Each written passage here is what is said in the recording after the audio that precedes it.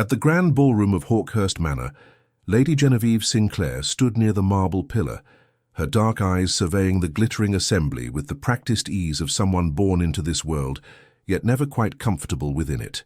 At 22, Genevieve possessed what her late mother had called an unfortunate combination of beauty and brain. Blonde hair that caught the light like spun gold, a figure that turned heads in any room, and a mind sharp enough to make most gentlemen uncomfortable. Her father, the Marquis Rupert Sinclair, had long since given up trying to marry her off to the parade of suitable bachelors who found her opinions on parliamentary reform far less appealing than her dowry. "You're doing it again," whispered her younger sister Charlotte, appearing at her elbow with 2 glasses of champagne. "That face you make when you're analyzing everyone like specimens in a museum." Genevieve accepted the glass with a slight smile. "I cannot help it if most people are predictable. Look there. Lord Pemberton will propose a toast within the next 5 minutes. Lady Catherine will feign interest in whatever he says while mentally cataloguing every piece of jewellery in the room, and someone will inevitably ask our host about his travels to India." "Speaking of our host," Charlotte said, her voice dropping to a conspiratorial whisper, "have you actually seen the Duke yet? They say he's positively terrifying. Father mentioned he once made Lord Ashford's cousin weep simply by looking at him during a business negotiation." "Grown men don't weep from mere looks, Charlotte. That's absurd." "Then explain why half the ladies here are too frightened to even glance in his direction, and the other half look like they want to throw themselves at his feet despite the fear."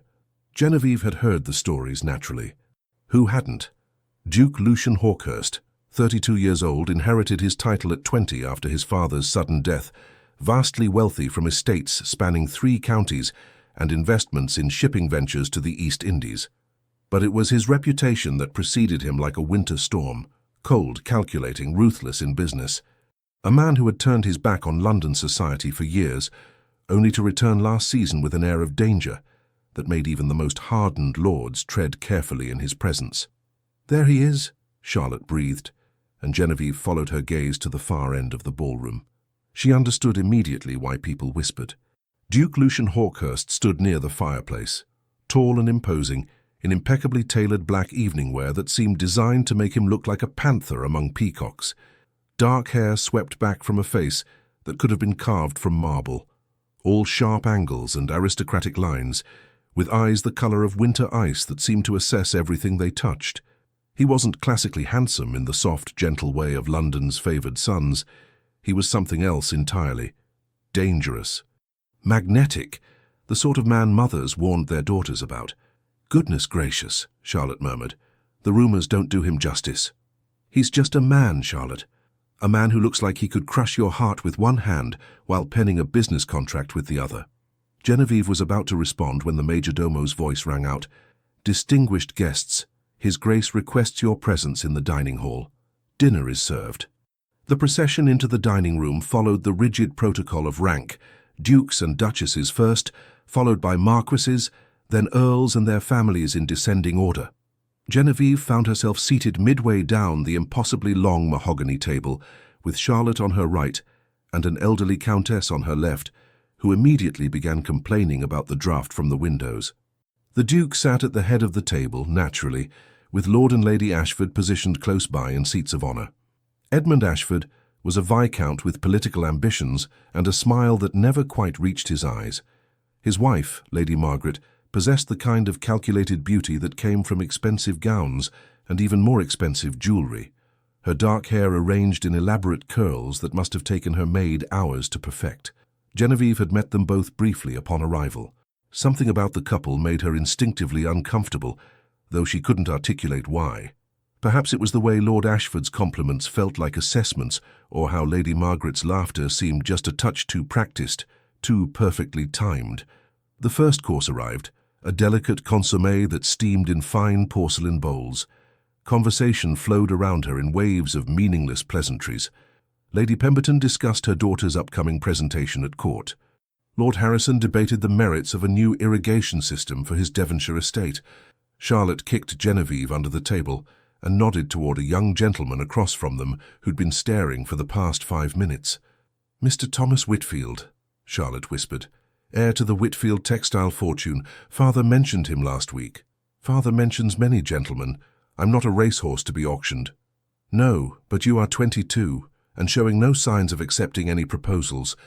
At this rate, you'll end up like Aunt Philippa, living alone with 12 cats and a parrot named Wellington. Aunt Philippa is perfectly happy, and Wellington is excellent company." The second course arrived, then the third. Genevieve found herself relaxing slightly, the wine and food softening the edges of her usual social anxiety. Perhaps this evening wouldn't be as tedious as she'd feared. Perhaps. Her thoughts stopped abruptly. Lady Margaret Ashford had risen from her seat, ostensibly to speak with a friend several chairs away. But as she passed behind the Duke's chair, Genevieve caught a movement so quick, so subtle, that she almost dismissed it as imagination. Almost. Lady Margaret's hand, concealed within the folds of her silk gown, withdrew something small, a tiny glass vial, no larger than Genevieve's thumb. The movement was practiced, smooth, the gesture of someone who'd rehearsed this moment. As Lord Edmund engaged the Duke in animated conversation about shipping routes, gesturing expansively enough to draw attention, his wife's fingers moved with surgical precision. The vial tipped.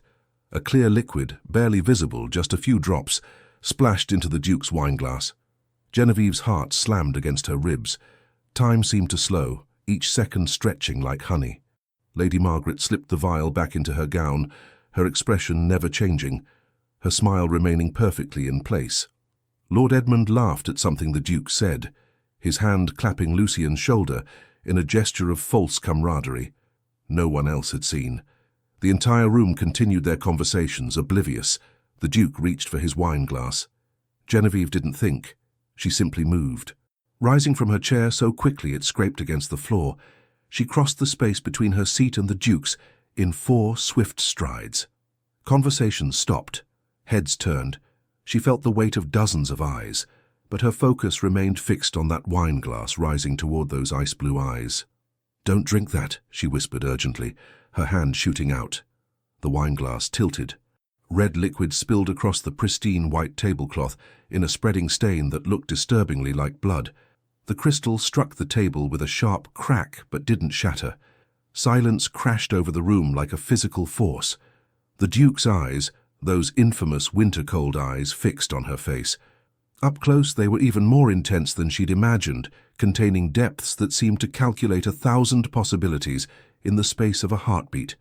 "Lady Genevieve," he said, his voice a low rumble that seemed to vibrate through her bones. "That was my wine. It was poisoned." The words left her mouth before she could consider the consequences. Gasps rippled through the assembled nobility. Someone's fork clattered against china. "Poisoned." Lady Margaret's voice rose in shocked indignation. "What a preposterous accusation! Your Grace, I'm terribly sorry, but it seems Lady Sinclair has had too much wine herself. The poor dear must be confused." Lord Edmund stood, his face reddening. "This is outrageous. My wife and I are guests in this house, and we're being slandered by this hysterical girl." "I am neither hysterical nor confused," Genevieve said, her voice steady despite the trembling in her hands. "I saw Lady Ashford add something to the Duke's wine from a small vial, just moments ago, as she passed behind his chair." "You saw no such thing." Lady Margaret's hand flew to her chest in theatrical shock. "I was merely greeting Lady Worthington. I never went near His Grace's glass." "You're mistaken, child," Lord Edmund said, his tone dripping with condescension. "These dinner parties can be overwhelming, especially for young ladies of sensitive constitution. Perhaps you should retire to the drawing-room and rest." Genevieve felt heat rise to her cheeks, not from embarrassment, but anger. "I am not mistaken. I know what I saw." "This is absolutely scandalous," Lady Pemberton announced to no one in particular. "To make such accusations without proof, someone should send for the Marquis Sinclair," another voice suggested. "His daughter clearly needs to be removed before she causes further embarrassment." The words struck like physical blows. Genevieve felt the room closing in, felt the weight of judgment from every direction. She'd acted on instinct, on certainty, but standing here now with the entire aristocracy staring at her like she'd lost her mind, doubt began to creep in. What if she was wrong? What if the shadows and candlelight had played tricks? What if she'd just destroyed her family's reputation over a mistake? Then the Duke moved. His hand, large, warm, steady, closed around hers. The gesture was gentle, but unmistakable. Every eye in the room tracked the movement. Lucian Hawkhurst stood slowly, his considerable height making everyone else seem small by comparison. He didn't release Genevieve's hand. Instead, his thumb brushed across her knuckles in a gesture that felt absurdly intimate given the circumstances. His ice-blue eyes held hers for a long moment. Then he spoke 3 words that would change everything. "I believe you." The room erupted. "Your Grace, surely you cannot—" Lord Ashford sputtered. "I believe Lady Genevieve," Lucian repeated, his voice cutting through the noise like a blade through silk. "And I suggest we investigate this matter thoroughly before anyone leaves this house." Lady Margaret's face had gone pale. "This is ridiculous. We are your guests. We've known your family for 20 years. 20 years or 20 minutes. Attempted murder carries the same weight." The Duke's voice remained calm, but something deadly lurked beneath the surface. "Lord Ashford, I suggest you and your wife remain in the drawing room while I send for a physician to test the wine.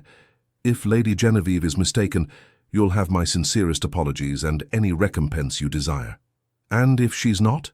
Lord Edmund's face had turned from red to ashen. "Then you'll have a very different conversation with the magistrate." The Ashfords exchanged a glance, quick, panicked, speaking volumes.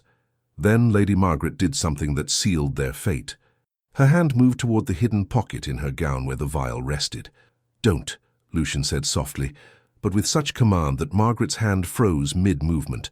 "Whatever you're reaching for, I suggest you reconsider." Lord Edmund grabbed his wife's arm. "We don't have to tolerate this humiliation. We're leaving." "No one is leaving," the Duke said, and though he didn't raise his voice, something in his tone made it clear this wasn't a request. He looked toward his butler. "Jameson, send for Dr. Whitmore immediately, and ensure that Lord and Lady Ashford's carriage is temporarily unavailable." "Your Grace," Lord Edmund's voice cracked, "you cannot hold us prisoner in your home." "I can do whatever is necessary to protect my household and my guests, which, I should note, includes determining why someone would attempt to poison me at my own dinner table." Lucian's eyes were chips of ice. "Now shall we adjourn to the drawing room and wait for the physician, or would you prefer to make this even more interesting?" The threat hung in the air like smoke. Lord Ashford's jaw worked soundlessly. Lady Margaret looked like she might faint, all her practiced composure crumbling. "The drawing room," Edmund finally managed. "But this is a mistake, a terrible mistake. We shall see." As footmen moved to escort the Ashfords from the dining room, Lucian finally released Genevieve's hand. She immediately felt the loss of that steady warmth. "Lady Genevieve," he said, his voice pitched for her ears alone, "I would speak with you privately, if you're amenable." Her father appeared at her elbow, his face creased with concern. "Genevieve, what in heaven's name—" "Father, I'll explain everything, but first—" She looked at the Duke, at those penetrating eyes that seemed to see straight through to her bones. "Yes, Your Grace, I'm amenable." Charlotte squeezed her arm as she passed. "You're either the bravest person I know or the maddest," she whispered. "Possibly both." Genevieve followed the Duke from the dining room, acutely aware of every whisper, every stare following their departure. She'd just accused prominent members of society of attempted murder in front of the entire aristocracy. Her reputation would either be vindicated or destroyed by whatever happened next. There was no middle ground anymore. The Duke led her to his study, a masculine room of dark wood and leather, shelves lined with books and maps, a fire crackling in the hearth. He closed the door, then leaned against his desk, regarding her with an expression she couldn't quite read. "That," he said finally, "was either the bravest or most foolish thing I've witnessed in recent memory." "I saw what I saw," Genevieve said, lifting her chin. "Even if the entire world thinks me mad, I know what Lady Ashford did. I don't think you're mad." He moved closer and she caught the scent of sandalwood and something darker, more complex. "I think you have exceptional observational skills and no sense of self-preservation. Would you rather I'd said nothing? Let you drink poison?" "No." The word was soft but absolute. "No, I'm grateful beyond measure. I'm simply trying to understand why you risked everything to save a man you've never even met." Genevieve considered the question. "Because it was the right thing to do. Because I couldn't live with myself if I'd stayed silent. Because—" She paused, searching for words. "Because some things matter more than reputation or propriety." Something shifted in his expression, a crack in that icy facade. Most people would disagree with that assessment. Then most people are cowards. To her surprise, he laughed. It was a rusty sound, as if he didn't do it often, but genuine.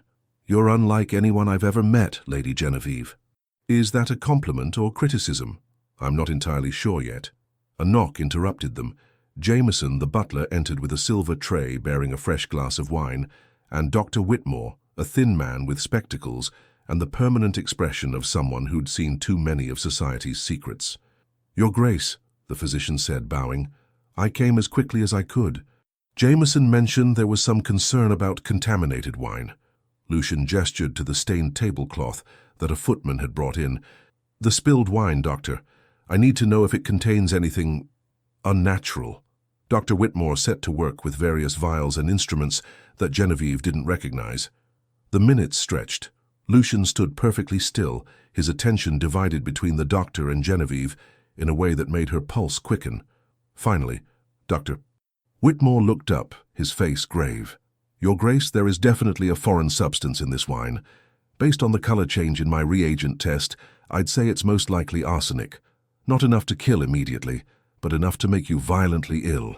Continued doses over time would be fatal." The room seemed to tilt. Genevieve grabbed the edge of the desk to steady herself. "Arsenic," Lucian repeated, his voice deadly calm. How thoughtful of Lord and Lady Ashford. "Subtle enough to seem like natural illness. Shall I inform the magistrate?" Jameson asked. "Not yet. First, I want to understand why." The Duke's eyes found Genevieve's. "You saved my life tonight, Lady Genevieve. That is not a debt I take lightly." "I don't want your debt, I just want justice. You may find those two things are more connected than you realize." He moved to the window, staring out at the dark gardens. "The Ashfords will deny everything, naturally. They'll claim the contamination happened after the wine was spilled, or that someone else had access to my glass. Without the vial Margaret used, it's her word against yours." "Then we search her," Genevieve said. "The vial must still be in her gown. She'll have disposed of it by now, thrown it in the fire, dropped it in a plant pot, given it to her maid to hide. She's not stupid, just desperate." He turned back to face her. "This will get worse before it gets better, you realize. The Ashfords have friends, influence, connections throughout London society. They'll paint you as hysterical, delusional, a troublemaker seeking attention. I know. Your reputation will suffer severely. Marriage prospects will evaporate. Invitations will cease. Your father will face pressure from his peers to manage you." Genevieve felt each word like a stone dropping into a well, the splash echoing in the darkness. "I know," she repeated, quieter this time. "Yet you don't regret speaking up." It wasn't a question, but she answered anyway. "No, I'd do it again." Lucian studied her for a long moment, something unreadable moving behind those ice-blue eyes. Then he smiled, a real smile this time, not the polite mask he'd worn earlier. It transformed his entire face, made him look younger, almost human. "Then I suppose we're allies now, Lady Genevieve, because I don't abandon people who save my life, regardless of what society demands. And if the Ashfords want war, I'm more than happy to oblige. What will you do?" "What I do best." His smile turned sharp. "I'll investigate. I'll gather evidence. I'll dismantle their lives piece by piece until they're begging to confess. And you—" He moved closer, close enough that she had to tilt her head back to meet his eyes. "You are going to be my ally in this, my partner, which means you'll be spending a great deal of time in my company." "Is that a threat or a promise?" "That depends entirely on your perspective. And what will people say about a young lady spending time alone with the most dangerous duke in England?" His smile widened. "Exactly what they're already thinking. But by the time we're done, their opinions won't matter. The truth will." Genevieve knew she should be frightened, should retreat to safety, to propriety, to the comfortable cage society had built for women like her. Instead, looking into those winter eyes that burned with purpose, and something else she couldn't quite name, she felt only one thing: exhilaration. "Then I accept your partnership, Your Grace." "Lucian," he said, "if we're to be allies against vipers, you should call me Lucian. Only if you call me Genevieve." "Very well, Genevieve." The way he said her name felt like a caress. "Welcome to the most dangerous game in London. I hope you're ready." As she left his study and returned to find her worried father and excited sister, Genevieve realized something. Ready or not, her life had just changed irrevocably. The safe, predictable path she'd been walking had ended tonight. Whatever lay ahead would be dangerous, scandalous, and possibly devastating. She couldn't wait. The morning after the disastrous dinner party, Genevieve woke to find London society had already passed judgment. "It's everywhere," Charlotte said, bursting into her bedroom with a stack of morning correspondence. "Every breakfast table from Mayfair to Belgravia is discussing what happened last night. And Genevieve, it's not good." Genevieve sat up, accepting the letters with trepidation. The first was from Lady Pemberton, politely but firmly uninviting her to next week's garden party. The second was from Mrs. Caroline Thornbury, cancelling their scheduled visit to discuss charitable work. The third, fourth, and fifth followed similar patterns. Invitations withdrawn, engagements postponed indefinitely, social doors closing with the soft but definitive click of rejection. "What does father say?" Genevieve asked, setting the letters aside. "He's in his study. He's been in there since dawn with Lord Whitmore and Lord Harrison. I heard raised voices." Charlotte perched on the edge of the bed, her usual cheerfulness dimmed. "They're saying terrible things, Jenny. That you've always been odd. That you've read too many novels, that you were seeking attention from the Duke by creating a scandal. That's absurd. I was trying to save his life. I know that. You know that. But Lord and Lady Ashford have been very busy this morning. They visited half of London's most influential families, telling their version of events. In their story, you're an unstable young woman who became infatuated with the Duke and fabricated the entire poisoning attempt to gain his attention." Genevieve felt ice in her veins. "That's a complete fabrication. But it's a believable one. Think about it. The Duke is wealthy, titled, and mysterious. You're an unmarried lady known for having unconventional opinions. You spilled his wine in front of everyone and made dramatic accusations without proof. To anyone who wasn't there, who didn't see what you saw, their version sounds more plausible than yours. The physician confirmed there was arsenic in the wine, which the Ashfords claim was added after the wine was spilled, precisely to support your accusation. They're suggesting you orchestrated the entire thing, perhaps even poisoned the wine yourself after knocking it over." Charlotte grabbed her hand. "I know it's monstrous, but that's what they're telling people." A knock at the door interrupted them. Their lady's maid, Agnes, entered with a troubled expression. "Miss Genevieve, your father requests your presence in his study. Immediately." The walk down the corridor felt like a march to the gallows. Genevieve found her father standing by the window, his usually ruddy complexion pale, his shoulders bowed under invisible weight. "Father," she began, but he raised a hand. "Do you have any idea what you've done?" His voice was quiet, which somehow made it worse than shouting. "In one evening you've managed to make our family the subject of the most scandalous gossip London has seen in years. I saved a man's life. You accused respected members of society of attempted murder without a shred of proof. The physician found arsenic, which proves nothing about who put it there." He turned to face her, and she saw genuine fear in his eyes. "Genevieve, I've spent the morning fielding visits from some of the most powerful men in England.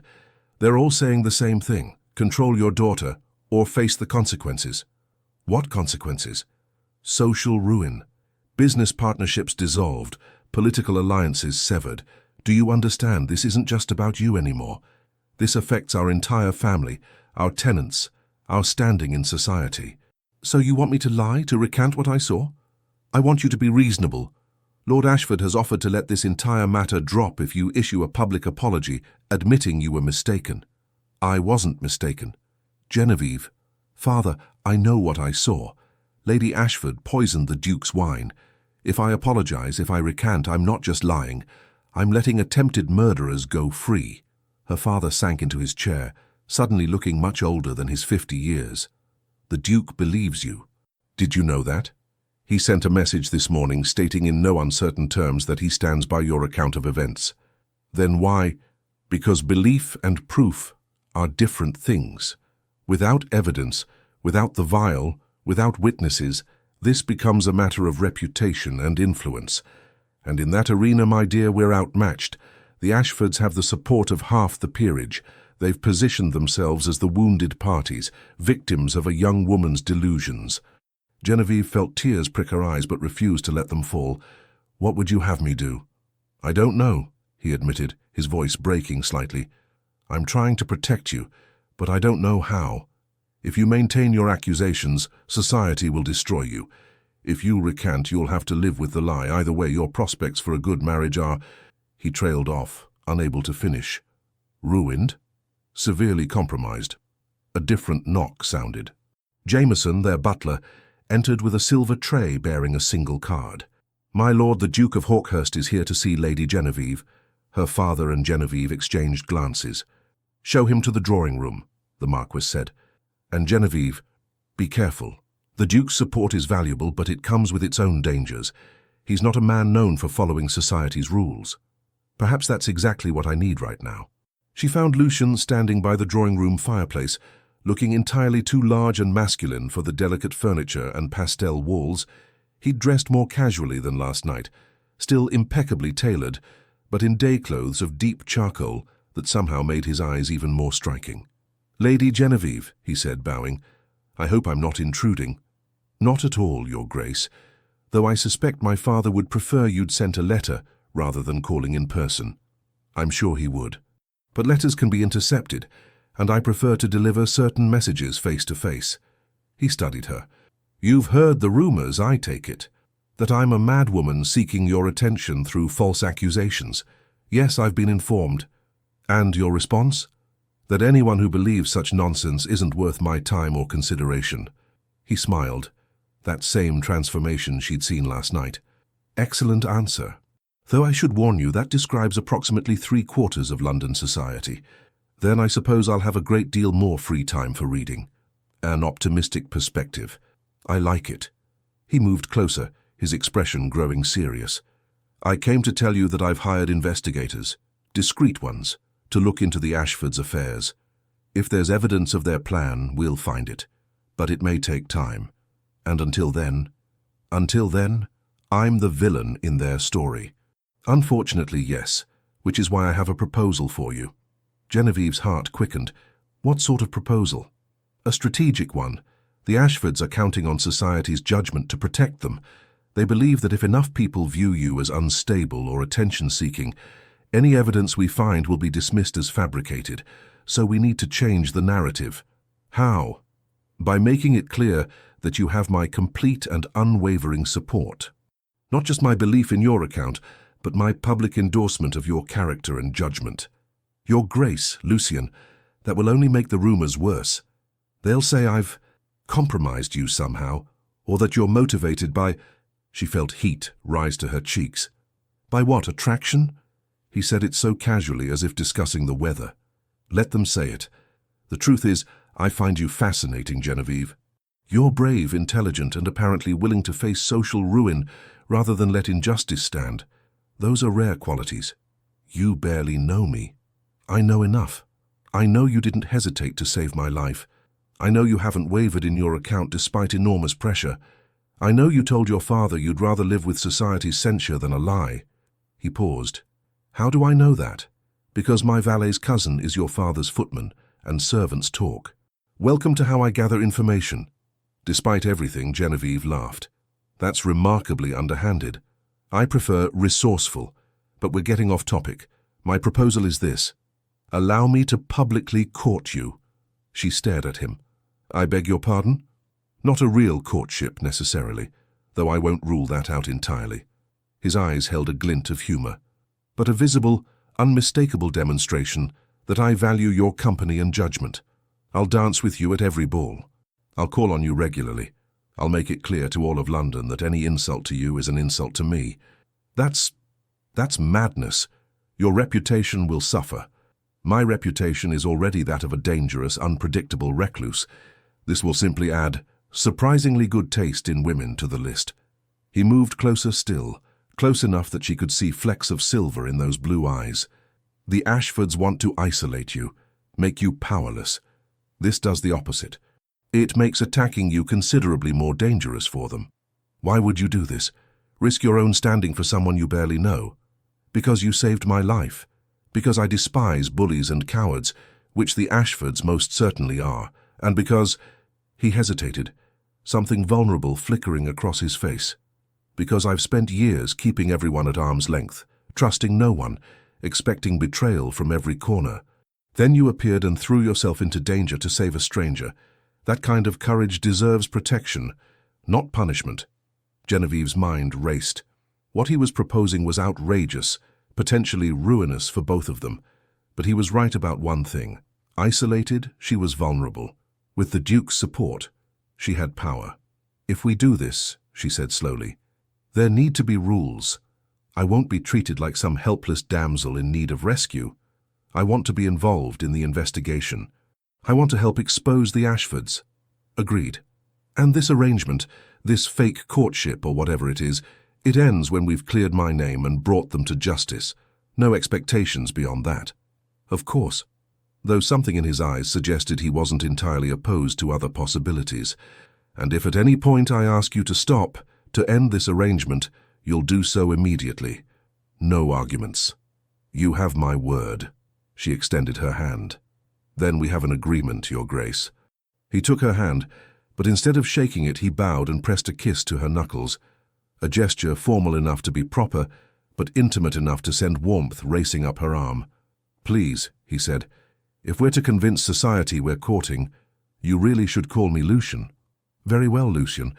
And you should know that I'm quite terrible at pretending to be demure and obedient. Excellent. I find demure and obedient exceedingly boring. Over the next fortnight, Lucian proved true to his word, with a thoroughness that left London society reeling. He appeared at the Sinclair residence every afternoon at precisely 3 o'clock, taking Genevieve for rides through Hyde Park in his elegant barouche. While other couples whispered sweet nothings, they discussed political philosophy and debated the merits of various investment strategies. Genevieve discovered that Lucian possessed a wickedly dry sense of humour, particularly when observing London's social peacocking. "Notice Lord Pemberton's new waistcoat," he murmured one afternoon as they passed the older gentleman. "The embroidery is so elaborate I believe I can see the entire history of the Crusades depicted across his stomach." Genevieve bit back a laugh. "That's unkind, but accurate. And look there. Lady Catherine is wearing the same gown she wore to Lady Morrison's ball last month. I predict she'll claim it's been completely redesigned. How do you even notice such things?" "I notice everything. It's both a gift and a curse. For instance, I've noticed that you fidget with your reticule when you're annoyed, that you have a small scar on your left hand from what I'm guessing was a childhood accident involving your sister and a garden gate, and that you despise tea but drink it anyway to be polite." She stared at him. "The scar was from Charlotte daring me to climb the gate. I fell. How did you know about the tea? You grimace slightly every time you take a sip, as if you're drinking medicine. Why continue if you dislike it? Because refusing tea at social gatherings marks one as odd, and you've spent so much effort already being perfectly conventional." His tone was teasing but not unkind. Their public appearances had the desired effect. Within days, the narrative began to shift. If the Duke of Hawkhurst, a man famous for avoiding society and trusting no one, had chosen to court Lady Genevieve Sinclair, perhaps there was more to her story than the Ashfords claimed. Of course, not everyone was convinced. "She's bewitched him somehow," Lady Pemberton declared at a musical that Genevieve attended with Lucian. The comment was loud enough to be clearly heard. Lucian, who'd been standing beside Genevieve examining the program, looked up with those ice-blue eyes. "Lady Pemberton, I wasn't aware you believed in witchcraft. How fascinatingly medieval of you." The older woman flushed. "I simply meant that Lady Genevieve possesses qualities that might make a man value her company. Intelligence, courage, integrity. Yes, those traits could indeed be considered enchanting to someone tired of vapid conversation and artificial flattery." "Your Grace, I didn't intend—" "Of course not. Just as I'm sure you didn't intend for your comments about Lady Genevieve's character to be interpreted as insults to my judgment in choosing her company. Because that would suggest you consider me so easily fooled, which would be quite insulting indeed." Lady Pemberton looked like she might faint. "I would never suggest such a thing." "Excellent. Then we understand each other." He smiled, but it didn't reach his eyes. "Enjoy the performance." As they moved away, Genevieve whispered, "You didn't have to do that." "Yes, I did. The moment people think they can insult you without consequence is the moment we've lost. Besides," he added with a slight smile, I enjoyed it. Lady Pemberton has been tedious for years. Someone needed to say something. But not all confrontations ended so smoothly. At Lord Harrison's ball the following week, they encountered the Ashfords themselves. The couple had been avoiding events where Lucian and Genevieve might appear, but apparently decided it was time to reclaim their social ground. Lord Edmund approached them in the refreshment room, his expression one of wounded dignity. "Your Grace, might I have a word?" "You may have several, Lord Ashford, though I cannot promise you'll enjoy my responses." Edmund's jaw tightened. "This vendetta against my wife and myself must end. You're a reasonable man. Surely you can see that Lady Genevieve was mistaken that night. The wine was tested after it had been spilled and handled by numerous servants. Any contamination could have occurred then. Interesting theory. Except Dr. Whitmore confirmed the poison was dissolved in the wine, not added to the stain afterward. The chemical composition was quite clear on that point. Then someone else must have poisoned it before dinner was served. A disgruntled servant, perhaps. My wife and I would never—" "Lord Ashford," Lucian interrupted, his voice dropping to a dangerous quietness, "I'm going to give you some advice. Stop talking. Stop spreading rumors. Stop pretending to be the injured party. Because the more you protest, the more attention you draw to your actions that night. And I promise you, I will find evidence of what you did. It's only a matter of time." "You cannot prove something that didn't happen." "Can't I? I've already discovered some fascinating information about your financial situation. Gambling debts, Lord Ashford? Quite substantial ones. And your shipping investments. The ones you convinced my father to recommend to me years ago. They've all mysteriously failed, haven't they? Yet somehow, you've managed to purchase a new estate in Surrey." Edmund's face went pale. "Those are private matters." "Nothing is private when attempted murder is involved. I have investigators looking into every transaction, every business dealing, every conversation you've had in the past 5 years. If there's evidence of your plan to poison me gradually, to make it look like natural illness, to forge documents giving you control of my estates, I will find it." "That's preposterous. I never—" But Edmund's face had gone from pale to ashen, and his hands trembled slightly. "Shall we test that assertion? I think the magistrate would be very interested in examining your wife's recent purchases from certain apothecaries. Arsenic is surprisingly well documented when bought in quantity." Lord Ashford opened his mouth, closed it, then turned and walked away without another word. Genevieve realized she'd been holding her breath. "Did you mean all that? About the evidence?" "Every word. My investigators have been very thorough." He guided her toward the ballroom. "The Ashfords have been living beyond their means for years, funded by investments they convinced my father to make before his death. When those investments failed, suspiciously I might add, they needed another source of income. My estates, my fortune would have provided that. A gradual poisoning, a forged codicil to my will naming Edmund as executor. It's actually quite clever, if morally reprehensible. Can you prove it?" "Not yet, but I will." He paused as they reached the dance floor. "In the meantime, I believe this is our waltz." As he swept her into the dance, Genevieve marveled at how natural this had become. His hand at her waist, her hand in his, moving together as if they'd done this 1,000 times. They'd practiced, of course, ostensibly to maintain their courtship ruse, but somewhere along the way it had stopped feeling like practice. "You're thinking very hard about something," Lucian observed. "I can see the calculations behind your eyes." "I'm thinking about how strange this all is. A month ago I'd never met you. Now I'm dancing with you while half of London watches and whispers. Would you change it if you could?" She considered the question honestly. Her social calendar had certainly diminished. Many of her former friends now crossed the street to avoid her. Marriage proposals had dried up entirely, though whether from fear of scandal or fear of competing with a duke, she wasn't certain, but she'd also never felt more alive. "No," she said finally. "No, I wouldn't change a thing. Though I think that says something rather damning about my character. It says you value truth over comfort. That's not damning. It's extraordinary." The way he looked at her when he said it made her heart stutter. This was supposed to be pretend, she reminded herself. A strategic alliance. Protection in exchange for cooperation. So why did it feel increasingly real? "Lucian," she began, but he shook his head slightly. "Not here. Too many ears. Too many eyes."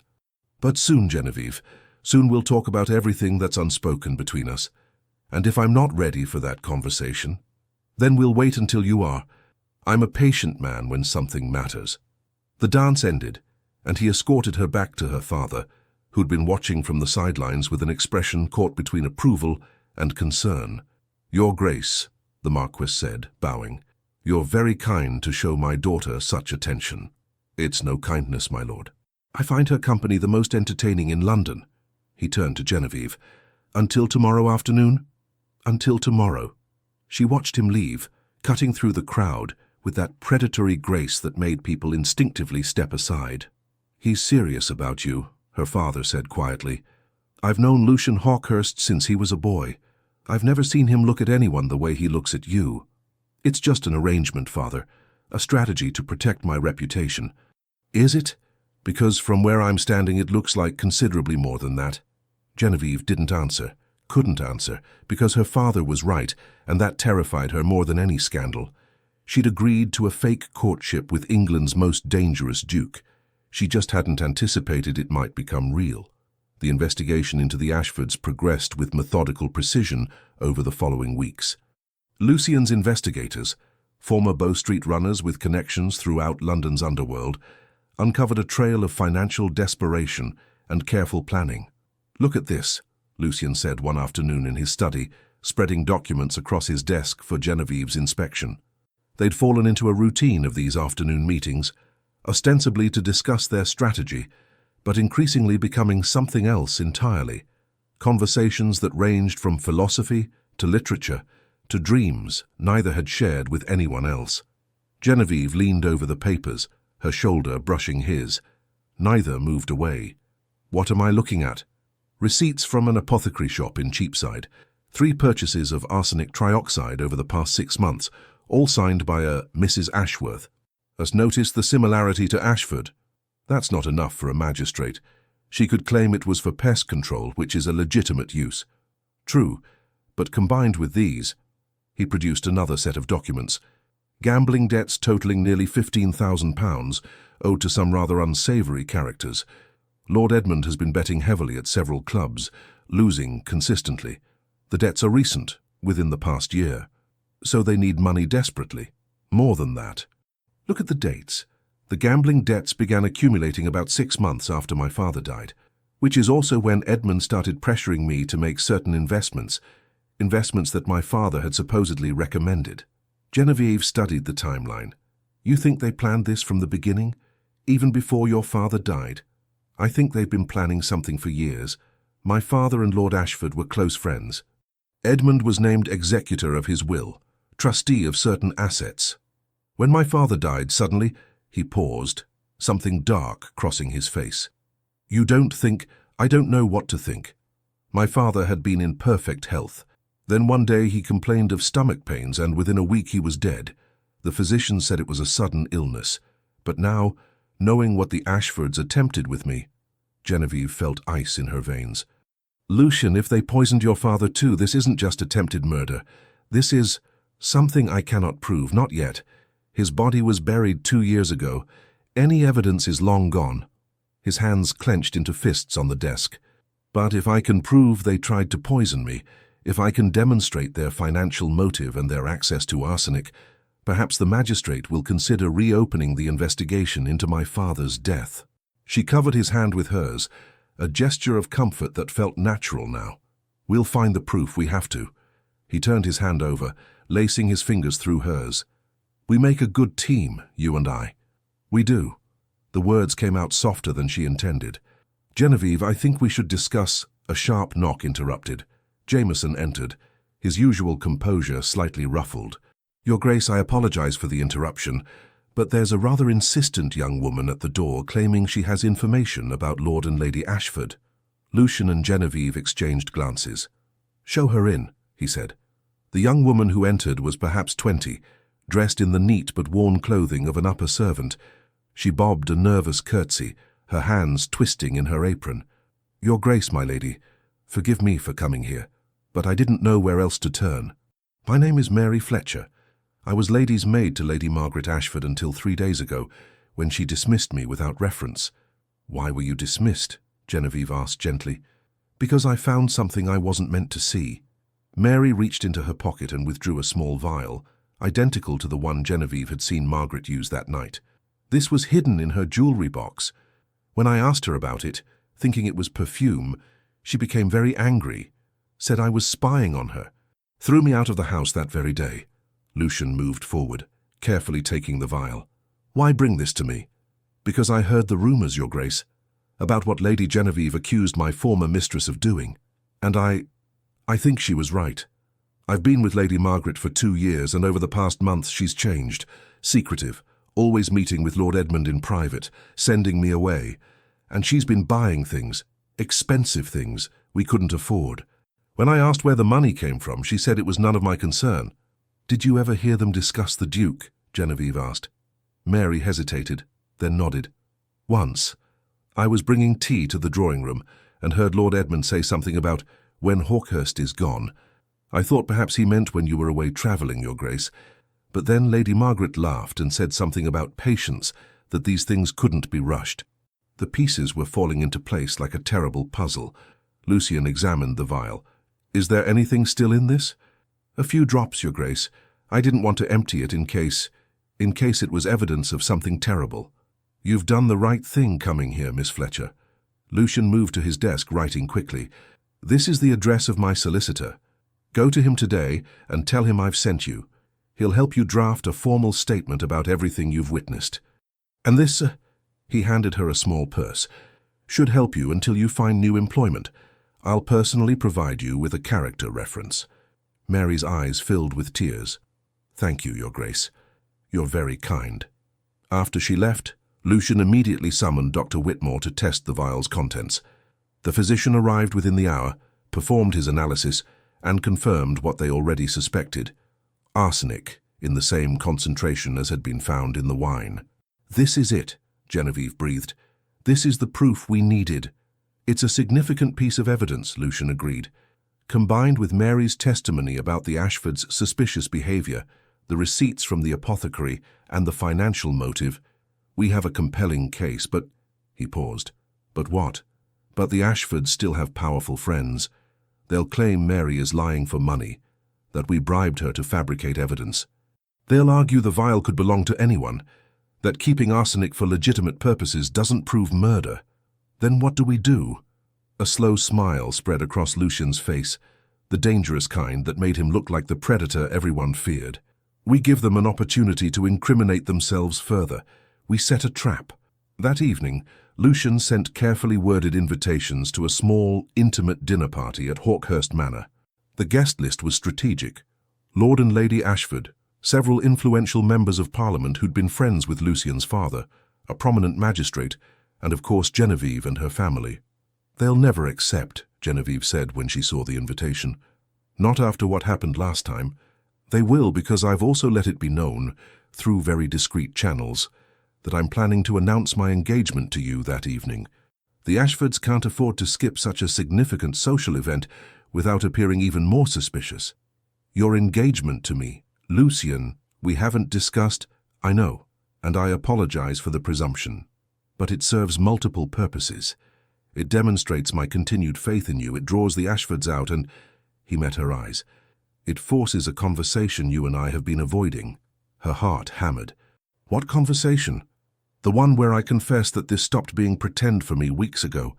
The words hung between them, heavy with implication. Genevieve found herself unable to look away from those ice-blue eyes that had once seemed so cold, but now burned with something else entirely. Lucian, you don't have to answer now, you don't have to answer at all. But I wanted you to know the truth before this dinner party, before whatever happens next. I've fallen in love with you, Genevieve. Completely, irrevocably, in a way I didn't think myself capable of. And regardless of what you feel in return, I will see this through. I will clear your name and bring the Ashfords to justice. That doesn't change. Genevieve's mind reeled. She should be shocked, should protest that they barely knew each other, should maintain the pretense of their arrangement. But standing there in his study, surrounded by evidence of conspiracy and murder, having spent weeks in his company discovering depths she'd never imagined, she couldn't deny the truth. She'd fallen for him too. I need time, she said finally. To think, to be certain. This has all happened so quickly. Take all the time you need, I'm not going anywhere. The night of the dinner party arrived too quickly. Genevieve dressed with unusual care, choosing a gown of deep sapphire that Charlotte insisted brought out her eyes. Her maid arranged her blonde hair in an elegant style, leaving a few curls to frame her face. "You look beautiful," her father said when she came downstairs. "Are you certain about this evening? If Lucien's plan goes wrong, it won't, it can't. This is our chance to end this." The Marquis studied her face. "You care for him, truly care for him." "Yes," she admitted. "I do." "Then I hope he's worthy of you, though from what I've seen I believe he is." Hawkhurst Manor blazed with light as their carriage approached. Footmen in impeccable livery stood at attention. Inside, the house had been transformed. Flowers everywhere, musicians tuning their instruments. The dining room set for an intimate gathering. Lucien greeted them personally, impossibly handsome in formal black evening wear. When he bowed over Genevieve's hand, his thumb brushed her wrist in a gesture so subtle, so intimate, that it sent shivers through her. "You look exquisite," he murmured, too quietly for anyone else to hear. "You're not so terrible yourself." His smile was quick, genuine. High praise indeed. The other guests began arriving. Lord and Lady Ashford came fashionably late, Margaret resplendent in emerald silk that must have cost a fortune they supposedly didn't have. Her smile was fixed, brittle. Edmund's face showed strain around the eyes. They knew something was wrong, they had to. Dinner proceeded with excruciating politeness. Conversation remained light. Politics, weather, the upcoming season. Genevieve noticed Lucien watching the Ashfords carefully. His expression pleasant, but his eyes calculating. During the fourth course he rose, glass in hand. "My friends, I've asked you here tonight for a special reason. As you know, recent events have been challenging. But through adversity, I've discovered something precious. I've found someone whose courage, intelligence, and integrity inspire me daily." Margaret's knuckles went white on her wine glass. "Therefore, it gives me great pleasure to announce my intention to marry Lady Genevieve Sinclair." The table erupted in congratulations. Lord Harrison raised his glass in toast. The magistrate offered hearty approval. Genevieve's father beamed with genuine joy. And the Ashfords looked like they might be ill. "This is wonderful news, Your Grace," Lord Edmund managed, his smile not reaching his eyes. "Though rather sudden, isn't it?"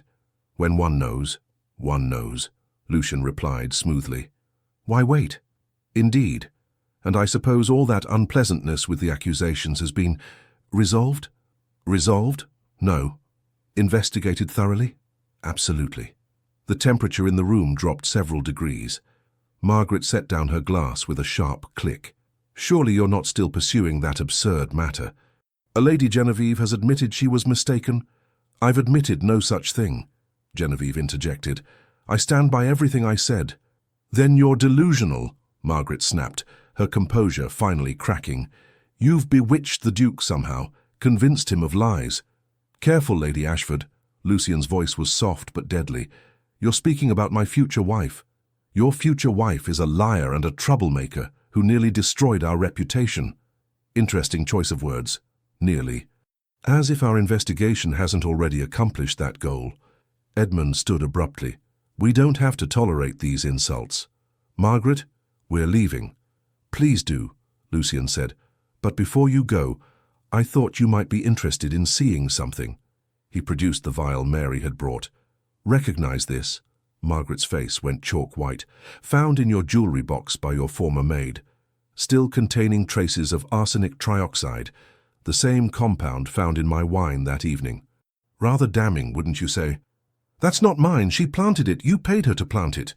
"Did I also pay the apothecary in Cheapside to forge receipts showing someone using a name remarkably similar to yours purchased arsenic on 3 separate occasions? Did I fabricate your husband's gambling debts? Did I invent the financial records showing you desperately needed money you didn't have?" "This is entrapment." Edmund's face had gone purple. "You cannot prove any of this." The magistrate, who'd been listening intently, set down his napkin. "Actually, Lord Ashford, the evidence seems quite substantial. Combined with Lady Genevieve's eyewitness account and the physical evidence of the vial and contaminated wine, I believe there's sufficient cause to investigate further." "You're taking his side," Margaret shrieked. "We've been friends with your family for years." "Which makes this all the more disappointing." The magistrate stood. "Lord and Lady Ashford, I'm formally requesting you both accompany me to answer some questions about the events of that evening and your recent activities." "This is ridiculous." But Edmund's bluster was fading, replaced by genuine fear. "We've done nothing wrong." "Then you have nothing to fear from an investigation." Lucian's voice was cold. "Unless, of course, there's more you'd like to confess, such as whether this was your first attempt at poisoning someone for financial gain, or whether my father's sudden death 2 years ago wasn't quite as natural as it seemed." The blood drained from both their faces. "That's slander," Edmund gasped. "You cannot possibly suggest—" "I can suggest whatever the evidence supports, and my investigators have uncovered some very interesting facts about the timing of my father's illness, your financial difficulties, and your proximity to him during his final days." Lucian moved closer, and both Ashfords instinctively stepped back. "Here's what's going to happen. You're going to cooperate with the magistrate's investigation.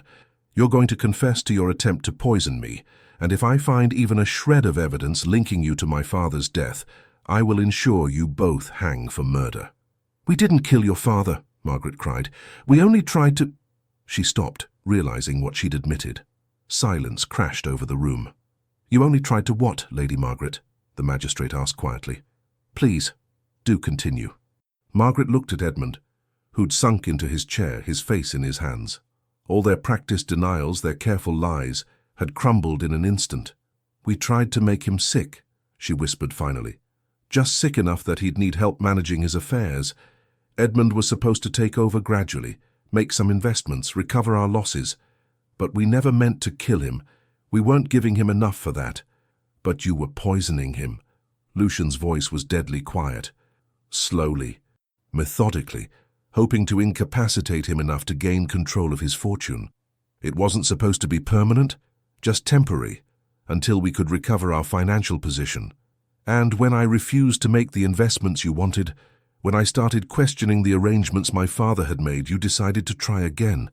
But this time you planned to kill me, to forge documents making Edmund my executor, giving you control of everything." Edmund's head snapped up. "How did you—" "I found the forged documents in your study. You really should have better locks or more loyal servants. Your butler was quite helpful once I explained the situation." The Ashfords were finished, and they knew it. As the magistrate called for the constables he'd had waiting outside, both Edmund and Margaret seemed to shrink, their elegant veneer cracking to reveal the desperate, greedy people beneath. "I'm sorry," Margaret said as the constables led them away. "We were drowning in debt. We had no choice." "There's always a choice," Genevieve said quietly. "You chose wrong." After they were gone, the remaining guests sat in stunned silence until Lord Harrison finally raised his glass.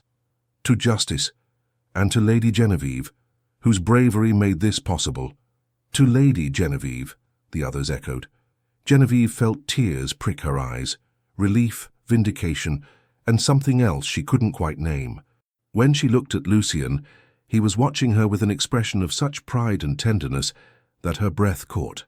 The guests departed soon after, leaving Genevieve and Lucian alone in the drawing room. The fire crackled in the hearth. Outside, rain had begun to fall, pattering against the windows. "It's over," she said wonderingly. "It's actually over. Your name is cleared. Society will have no choice but to accept the truth now." "And your father? Will they investigate?" The magistrate promised to look into it. "With the Ashfords' confession about poisoning him, there's cause to examine the circumstances more closely. Even if we can't prove they killed him, they'll face charges for what they did to me. That's something." Genevieve moved to the window, watching the rain streak down the glass. "I should feel triumphant, but I just feel tired. That's the exhaustion of battle ending. You've been fighting for weeks. It's natural. What happens now to us, I mean?" She turned to face him. "You announced our engagement tonight. Everyone believes we're to be married." "Yes." He moved closer, his expression uncertain, the first time she'd seen him anything less than completely confident. "I apologize for the presumption. I shouldn't have announced it without your explicit consent. If you wish to call it off, to claim it was part of the ruse to draw out the Ashfords, I'll support whatever story you choose." And if I don't want to call it off? His eyes widened slightly. Genevieve, you said this stopped being pretend for you weeks ago, when you fell in love with me. She took a breath, gathering her courage. It stopped being pretend for me too. Somewhere between the investigations and the afternoon rides, between the debates and the dances, I fell in love with you, Lucian Hawkhurst. Even though you're dangerous and intense and make half of London nervous just by existing. I make you nervous too, he said, but he was smiling. Terrified, but in the best possible way. He crossed the remaining distance between them, his hands coming up to frame her face with surprising gentleness. Marry me, Genevieve, not because of society's expectations or maintaining appearances. Marry me because I love you, because you're the bravest, most brilliant woman I've ever known, because I cannot imagine facing another day without you. Yes, she breathed. Yes, I'll marry you. He kissed her then, and it was nothing like the chaste kisses society permitted. This was heat and promise, passion and tenderness, all the weeks of restraint finally breaking free. His hands tangled in her carefully arranged hair, her fingers gripped his jacket. The world narrowed to just this, his mouth on hers, his heart beating against her palm, the rightness of being in his arms. When they finally broke apart, both breathing hard, Lucian rested his forehead against hers. I should probably speak to your father formally, ask his permission properly. He'll say yes, he already told me he thinks you're worthy of me. High praise from the Marquis Sinclair.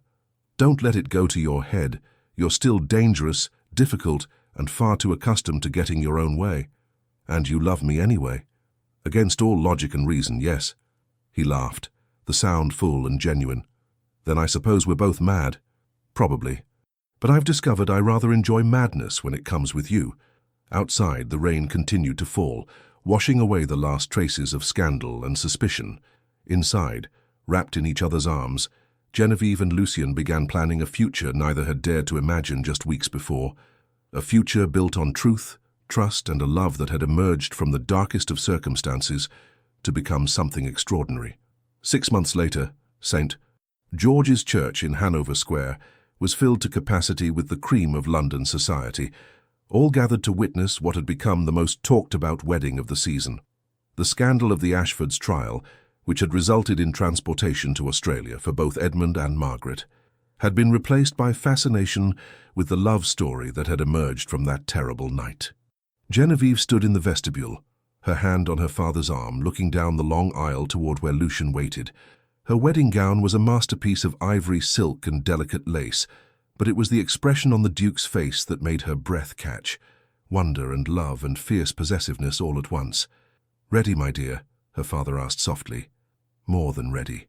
The ceremony was beautiful and surprisingly emotional. When Lucian spoke his vows, his voice, usually so controlled, trembled slightly on the words, "to love and to cherish." When Genevieve promised to honor and keep him, she saw his eyes glisten with what might have been tears. Charlotte, serving as maid of honor, had to dab at her own eyes with a handkerchief. The wedding breakfast at Hawkhurst Manor was an elaborate affair, but Genevieve barely tasted the food. She was too aware of Lucian beside her, his hand finding hers under the table, his thumb stroking her wrist in that gesture that had become their private communication. "Happy?" he murmured during a lull in conversation. "Deliriously." "Good, because I have a surprise for you." After the guests departed, and they were finally alone in the master suite that would now be theirs together, Lucian presented her with a leather-bound journal. "What is this?" she asked, opening it to find pages filled with her handwriting, essays, thoughts, observations she'd written over the past months. "I may have conspired with your sister to collect your writings. I thought you might consider publishing them. They're brilliant, Genevieve, your insights on social reform, education, women's rights. People should read them." She stared at him. "You want me to publish? Under my own name?" "Why not? You're a duchess now. You have the social standing to weather any criticism, and the world deserves to hear your voice." Tears spilled down her cheeks. "Has anyone ever told you that you're quite possibly the most remarkable man in England? I believe you mentioned it once or twice, usually right before calling me insufferable. You are insufferable and remarkable, and mine." "Yours," he agreed, pulling her close. "Always yours." Their first year of marriage was everything Genevieve had never dared to hope for. Lucian proved to be an attentive, passionate husband who delighted in her company and encouraged her intellectual pursuits. True to his word, he helped her publish her essays, which garnered both controversy and acclaim. "Listen to this," she said one morning at breakfast, reading from the Times. "The new Duchess of Hawkhurst challenges conventional thinking with unusual directness." Unusual directness, as if having opinions makes me peculiar. "You are peculiar," Lucian observed from behind his own newspaper. "That's why I married you. You married me because I saved your life. I married you because I couldn't imagine living without you. The life-saving was just a fortunate introduction." She threw a piece of toast at him. He caught it without looking up from his paper. "Show off," she muttered. "You love it." She did. Their arguments were spectacular, intellectual debates that ranged from politics to philosophy to the proper way to organize a library. Their reconciliations were even better, passionate encounters that left them both breathless and laughing. "We're terrible at fighting," Genevieve said one evening after a particularly heated debate about parliamentary reform had ended with them in bed. "We're excellent at fighting. We're just better at making up." Semantics. "You love semantics." "I love you, you impossible man." "I know, it's my greatest achievement." The ton, which had initially been scandalized by their courtship, gradually came to accept and even admire the unconventional couple. The Duke and Duchess of Hawkhurst became known for their intellectual salons, their progressive views, and their obvious devotion to each other.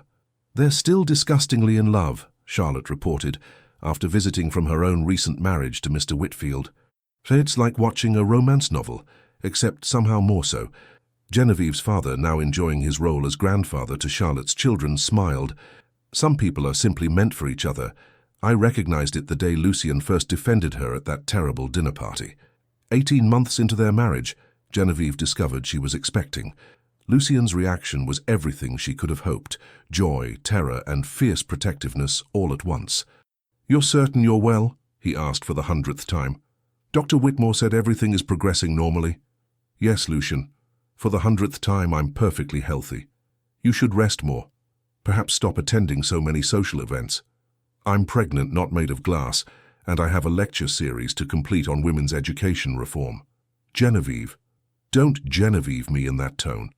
I'm growing a human, not becoming an invalid." He pulled her close, his hand splaying protectively over her still flat stomach.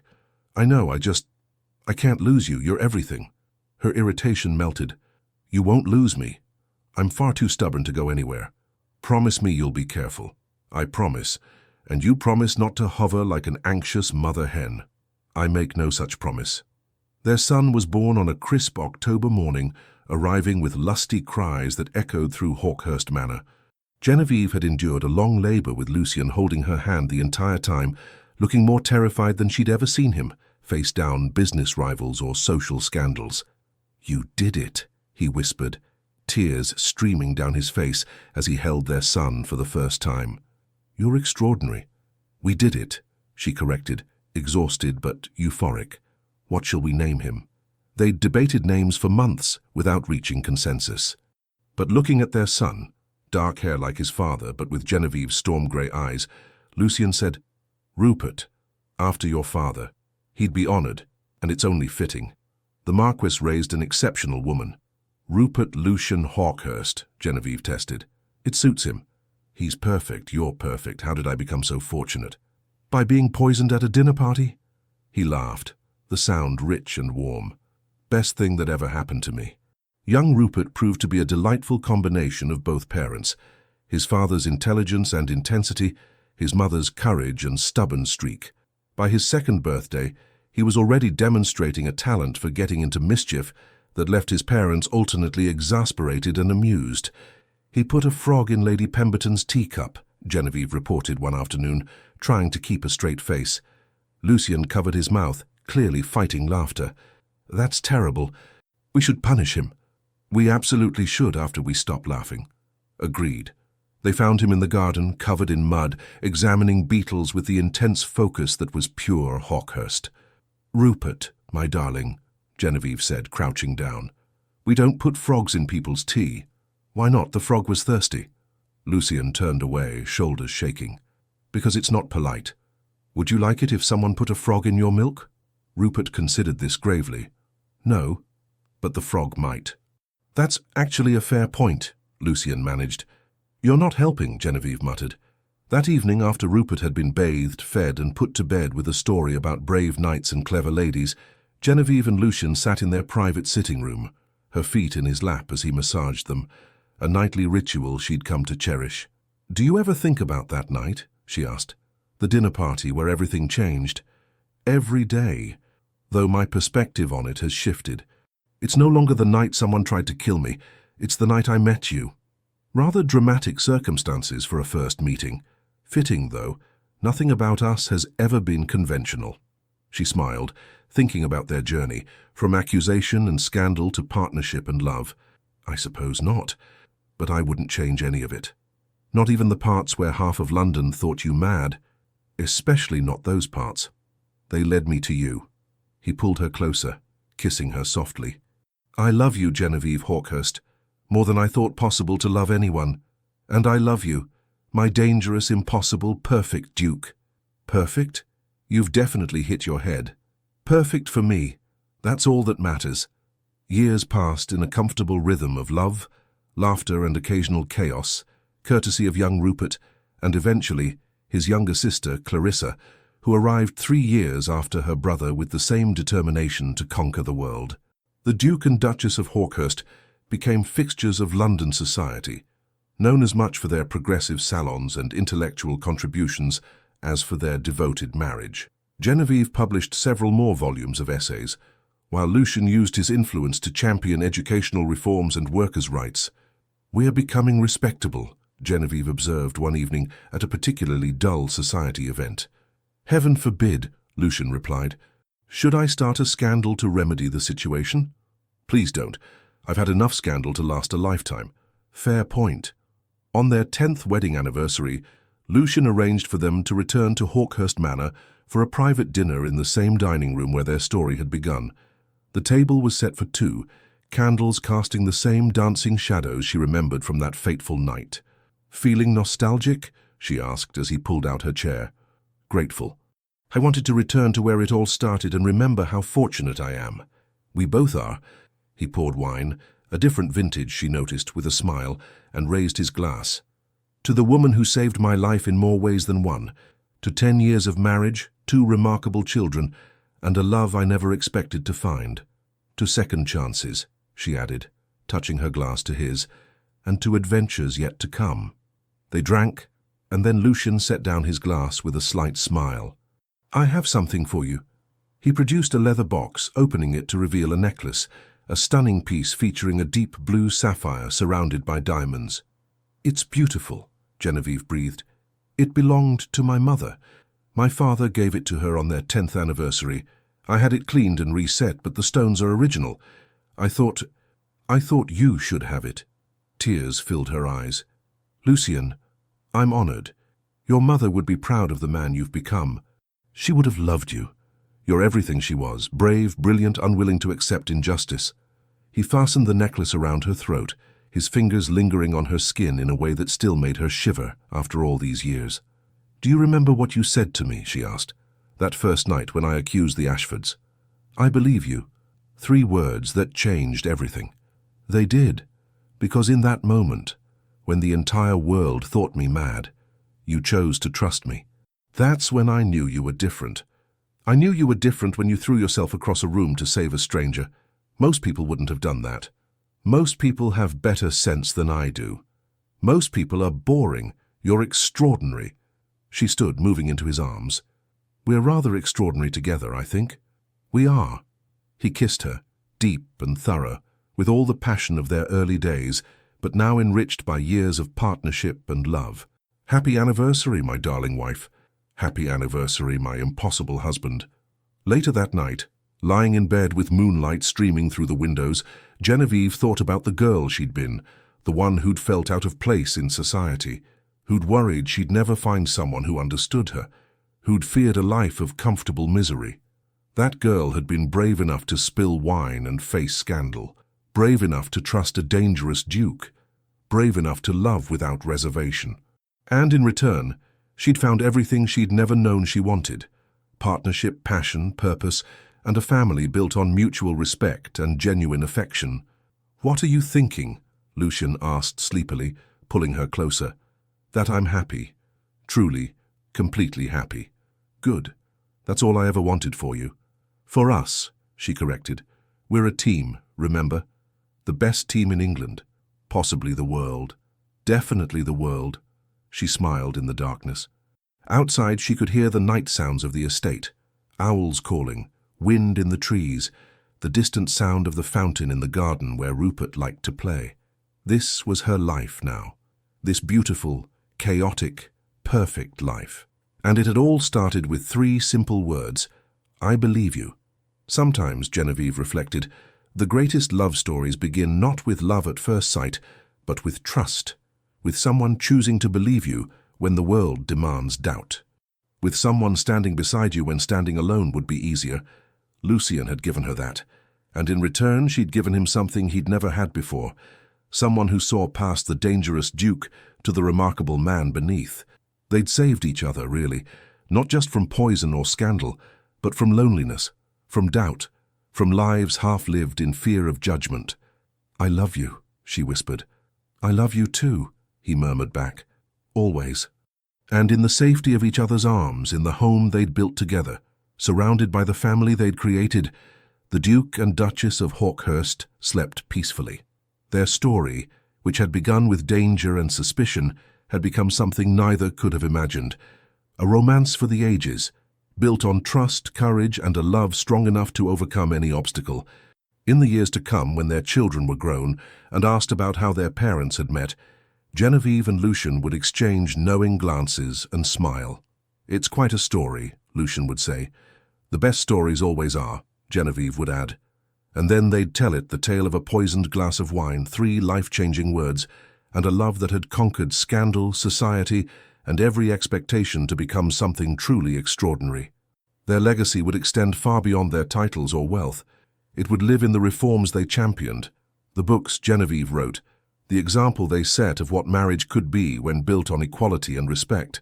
But most of all, it would live in the truth they proved together, that sometimes the greatest loves emerge from the darkest moments, and that courage, whether facing down murderers or facing your own heart, is always rewarded. The Duke and Duchess of Hawkhurst lived long, productive lives filled with love, laughter, and the occasional scandal. Rupert saw to that. They grew old together, their hair silver, but their love as fierce as it had been that first night, when a brave young woman had risked everything to save a stranger's life. And when, many years later, they were finally laid to rest together in the family chapel at Hawkhurst Manor, the inscription on their shared monument read simply, "Here lie Lucian and Genevieve Hawkhurst. He believed her. She saved him. Together, they changed the world." It was, everyone agreed, the perfect epitaph for the perfect love story. The end. Thank you so much for staying with us until the end of this unforgettable love story between Lady Genevieve and Duke Lucian. If this tale touched your heart, please subscribe, like, comment, and share. Your support, truly from the bottom of our hearts, means everything to us and helps us stay motivated to keep writing and sharing more stories of love, redemption, and powerful twists that take your breath away. At the end of this video, a new story suggestion will appear. Click and let yourself be swept away by another emotional, romantic journey. See you in the next one. Thank you for being here. The Legends of Love Team.